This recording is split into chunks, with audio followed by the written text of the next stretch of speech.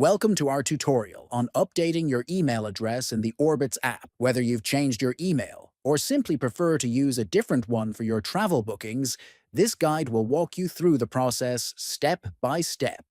Let's get started. First, open the Orbitz app on your smartphone. Next, tap on the account icon located at the bottom right. Then, select the Profile section from the menu. After that, look at My Account Info section. Next, choose Email and Password. Then, enter your new email address in the provided field.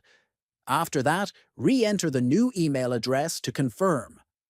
Finally, tap Save to update your email address.